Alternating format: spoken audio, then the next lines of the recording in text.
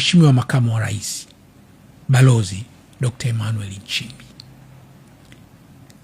Tangu akiwa katibu mkuu wa CCM alikuwa anawakataza wana CCM kutowasema vibaya wapinzani kwa hoja kwamba upinzani umeruhusiwa kisheria ndani ya katiba. Wapinzani ni wenzetu, hakuna sababu ya chuki na kutukanana kwa ajili ya tofauti za kisiasa. Hili Dr. Nchimbi amelisema wazi. Dr. Nchimbi akawa anakemea wana CCM wanaotoa maneno makali dhidi ya wapinzani. Wale wana CCM wanaokemewa na Dr. Nchimbi kwa kutoa maneno makali, wao wanamuona Dr. Nchimbi ni msaliti. Huyu sio mwenzetu, hatutakii mema. Kumbe nia ya Dr. Nchimbi ni nia njema, kwamba sisi sote ni Watanzania, hata kama tuna tofauti za kisiasa. Hakuna sababu ya kutukanana, mambo ya ovyo ovyo kwa ajili ya tofauti za kisiasa. Hiyo ikafanya baadhi ya wana CCM wamuone kama huyu si mwenzetu. Kile kilichofanyika Zanzibar juzi ni muhimu sana kikafanyika na upande wa Tanzania bara. Tumetoka kwenye uchaguzi wa Oktoba. Yaliyotokea mmeyaona nyinyi waandishi wa habari, wananchi wameyaona, na watu wengine wameyaona, na si viongozi tumeyaona. Kwa sababu tuliyaona, tuna haja kuyasema sana.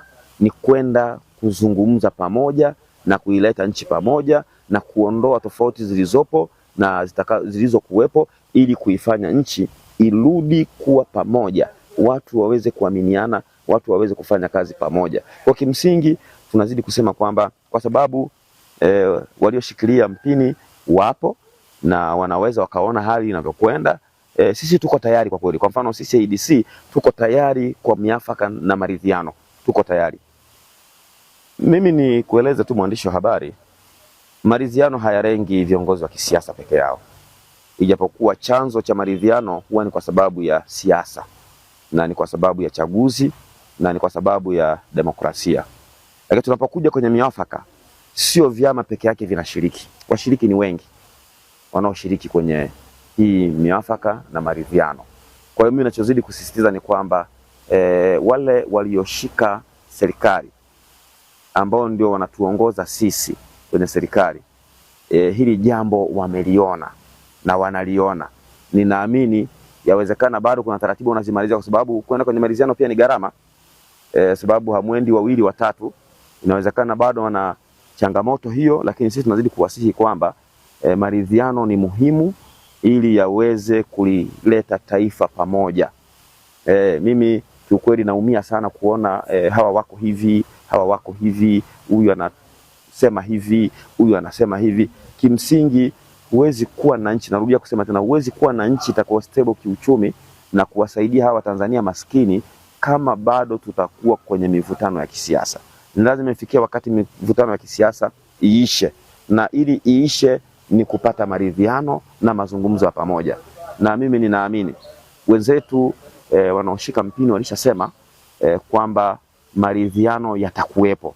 Sasa sijui ni wapi wamekwama, inawezekana bado ni michakato, lakini sisi tunahitaji kulitoa taifa liliposimama na tuweze kulipeleka taifa kwa kasi kwa ajili ya kuwafanya Watanzania waweze kufaidi keki yao ya taifa lao.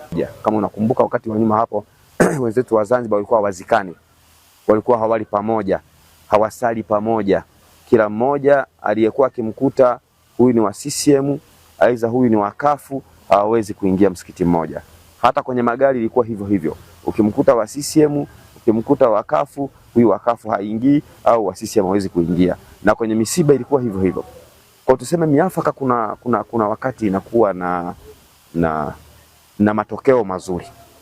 Na matokeo haya sasa ndio siko nataka tuone kwamba yakizingatiwa baada ya miafaka mitano iliyopita ya Zanzibar hii. Sasa viongozi wetu wajitahidi. Wananchi wa Zanzibar, nachotaka kuambia ni kwamba wamekuwa tayari sana kwenye hiyo miafaka. Naamini kama wasingekuwa tayari, wasingekuwa wanafikia miafaka hiyo na pakatulia.